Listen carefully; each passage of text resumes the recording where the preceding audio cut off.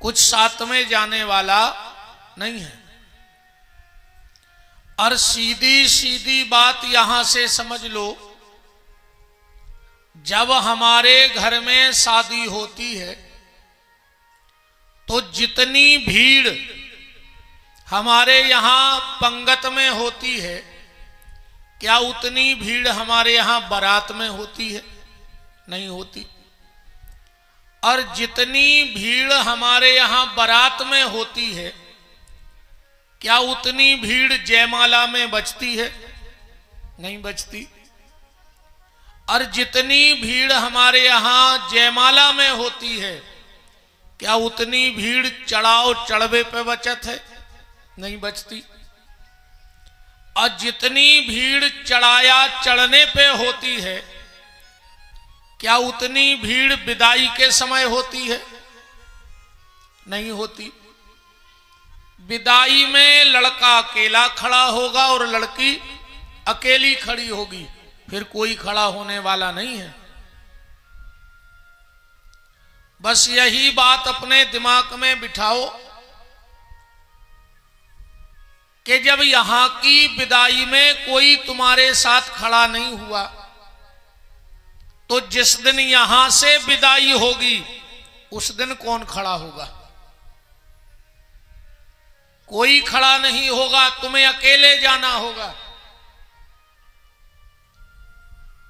उस समय सिर्फ तुम्हारे सत्कर्म ही तुम्हारा साथ देने वाले हैं, और कुछ ये धन दौलत माल खजाना सब यहीं पड़ा रह जाएगा। एक बात समझ लो, द्रौपदी का कितना बड़ा परिवार था। 5 पति थे, एक से एक बलवान, धर्मवान, ज्ञानवान, नीतिवान, गुणवान। पर जब द्रौपदी की साड़ी खिंची तो किसी ने साथ दिया? सब तमाशा देखते रहे और दुशासन साड़ी खींचता रहा, एक भी काम में नहीं आया। बस यही बात अपने दिमाग में बिठाओ कि जब द्रौपदी की साड़ी खिंची तो कौन काम में आया? बांके बिहारी आए कि नहीं आए? और तो कोई काम में आया नहीं। ऐसे ही जब द्रौपदी की साड़ी खिंची तो बांके बिहारी, और हमारी आपकी जब नाड़ी खिंचेगी, आखिरी में नाड़ी खिंचेगी कि नहीं खिंचेगी? तो पूरा घर अगल बगल में खड़ा रहेगा, तमाशा देखेगा, पर कोई बचा पाएगा? तो जब द्रौपदी की साड़ी खिंची तो बांके बिहारी, हमारी आपकी जब नाड़ी खिंचेगी तब भी बांके बिहारी ही काम आने वाले हैं। इसलिए भरोसा भगवान का रखो। पर अभी हमारी बात पे आपको भरोसा नहीं होगा। हम कुछ भी कहें आप नहीं मानोगे, पर आखिरी में जब डॉक्टर कहेगा कि भैया अब तो ऊपर वाले के हाथ में है, फिर तुम मंदिर को दौड़ना, पूजा पाठ करना, महामृत्युंजय का जाप बिठाना। क्यों? क्योंकि अब तो डॉक्टर ने भी कह दिया कि ऊपर वाले के हाथ में है। और अगर तुमने आज से ही इस जीवन को ऊपर वाले के हाथ में सौंप दिया, तो आखिरी में तुमसे डॉक्टर नहीं कहेगा कि ऊपर वाले के हाथ में, क्योंकि हमने आज से ही तो सब कुछ ऊपर वाले को सौंपा है। पर अभी हमारे आपके दिमाग में ये बात बैठने वाली नहीं है। इसीलिए इस जीवन को भगवान के सहारे सौंप दो। कह दो हाथ उठा के ऊपर वाले से कि तेरे हवाले मेरी गाड़ी, तू जाने तेरा काम जाने। तेरे हवाले मेरी गाड़ी, तू जाने तेरा काम जाने। हवाले मेरी गाड़ी, तू जाने तेरा काम जाने। तेरे हवाले मेरी गाड़ी, तू जाने तेरा काम जाने। ताली सेवा करते हुए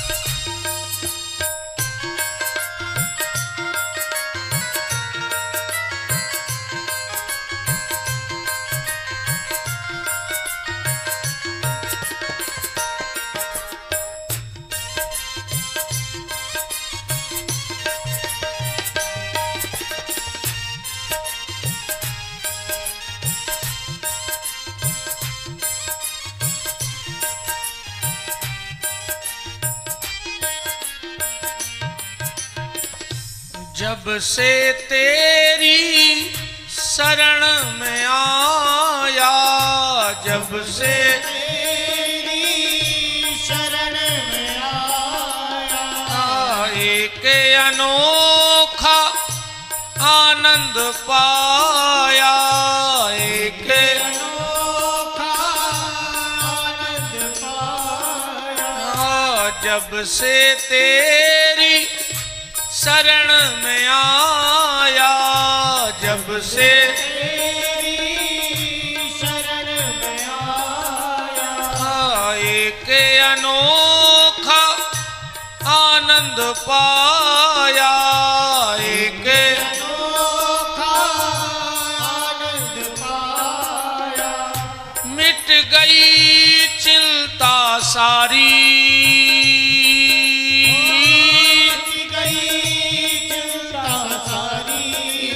जाने तेरा काम जाने। तेरे हवाले मेरी गाड़ी, तू जाने तेरा काम जाने। तेरे हवाले मेरी गाड़ी, तू जाने तेरा काम जाने। तेरे हवाले मेरी गाड़ी, तू जाने तेरा काम जाने। हरि बोल।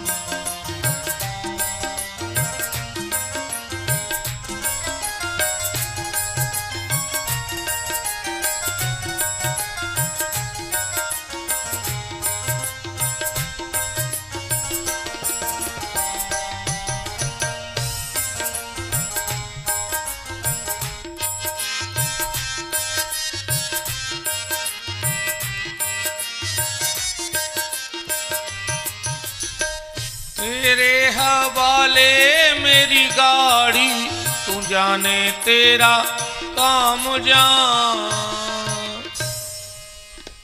धनानि भूमौ पशवाश्च गोष्ठे, नारी गृहद्वार सखाए श्मशाने, देहेश्चितायाम परलोक मार्गे, धर्मानुगो गच्छति जीव एका।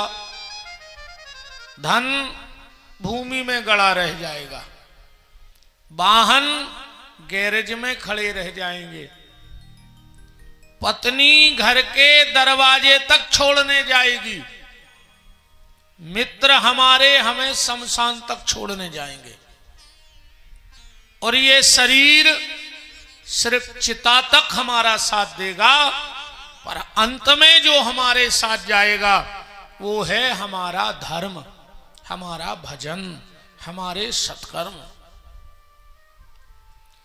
इसलिए अगर ये मनुष्य जीवन मिला है तो इसको सार्थक कर लो। देखो कपड़ा चूहा भी काटता है कि नहीं काटता? और कपड़ा टेलर भी काटता है, नामदेव दर्जी। दोनों का काम एक सा है। टेलर भी कपड़ा काटेगा और चूहा भी कपड़ा काटेगा, पर अंतर है। जब चूहा कपड़ा काटेगा तो कपड़े का बंटा झाड़ कर देगा, फिर वो कपड़ा किसी काम का नहीं बचता। पर जब टेलर उस कपड़े को काटता है तो उसका उद्धार कर देता है।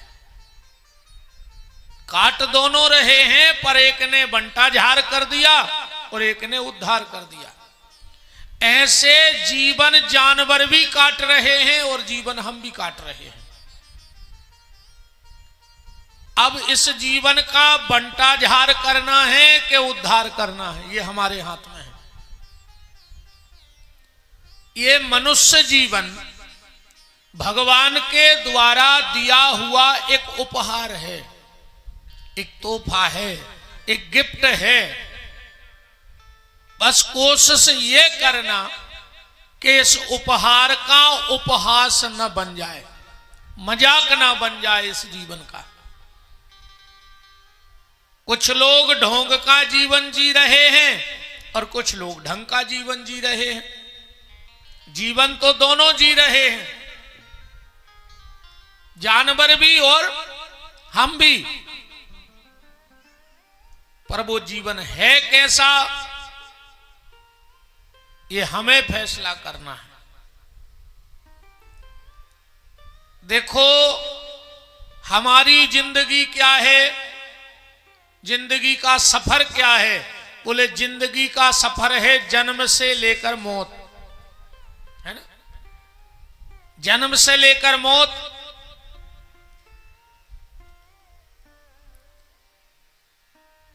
हमारी हालत ऐसी हो गई है, पहले आप लोगों ने सुना होगा कोल्हू चलता था, कोल्हू जिसमें बैल चलता था, और उस बैल की आंखों पर पट्टी बांध देते थे और उसे चलाते थे। अब बैल को लगता था कि हम बहुत लंबे चलाए, क्योंकि दिन भर से चल रहे हैं, दिन भर से चल रहे हैं।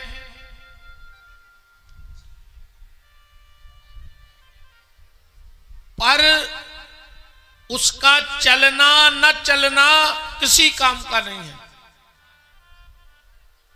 यहां निकल आओ दो इस तरफ। वृंदावन बिहारी लाल की विराज जाओ।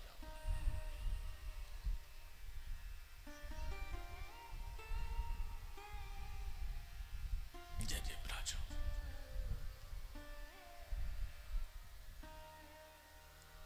तो जो कोल्हू में बैल चलता है वो दिन भर चलता है, पर उसकी आंख पे पट्टी बंधी होती है। शाम तक चलता है और उसे लगता है कि मैं बहुत चला हूं, पर जब पट्टी खुलती है तो खड़ा वहीं है। ऐसे ही हम लोगों को लग रहा है हमने बहुत कुछ कर लिया, हमने मकान बना लिया, हमने जमीन खरीद ली, हमने प्लाट खरीद लिया, हमने इतने रिश्ते नाते जान पहचान बना ली। पर जब मौत की शाम आएगी और पट्टी खुलेगी तो तुम खड़े वहीं हो, खड़े वहीं हो, खाली हाथ आए और खाली हाथ चले जाओगे। तो ये कोल्हू के बैल जैसी स्थिति हमारी आपकी है। जिंदगी की तलाश में हम मौत के कितने पास आ गए, है ना? जीवन ढूंढते रहे और जिंदगी तो न मिली। जिस चीज को हम ढूंढ रहे थे वो हमें ना मिली और आखिरी में मौत मिल गई। मेरा निवेदन आप सबसे हाथ जोड़ के है, मौत तो आनी है,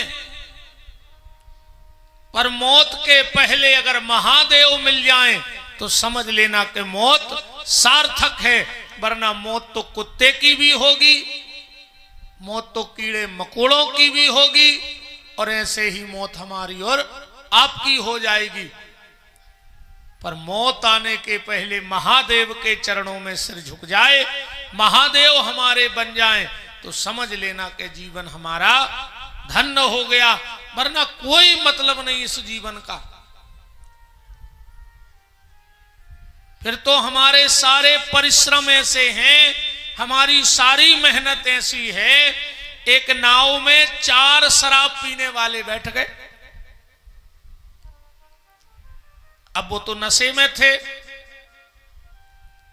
चारों ने नाव चलाई, 2-2 घंटे चारों शराबियों ने नाव चलाई, पर नाव आगे ही नहीं बढ़ रही थी। एक शराबी उतरा और उतर के हंसने लगा, दूसरा आया वो भी हंसने लगा, तीसरा आया वो भी हंसने लगा, चौथा आया वो भी हंसने लगा। एक दूसरे से पूछा, चारों क्यों हंस रहे हो? बोले, हमने नाव तो चलाई पर नाव की रस्सी तो खूंटे से खोली नहीं।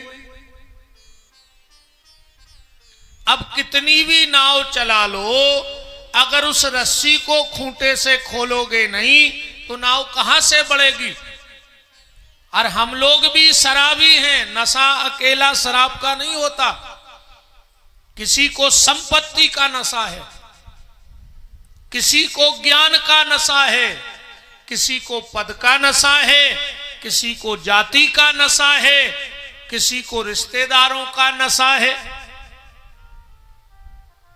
नशे में तो सब घूम रहे हैं, हर व्यक्ति नशे में है,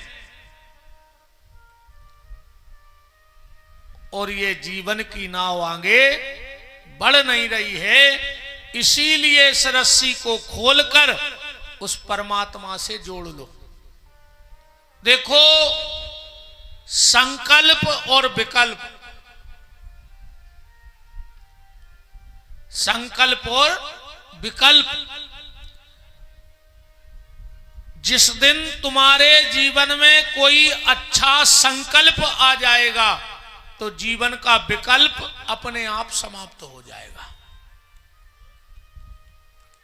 संकल्प क्यों जरूरी है?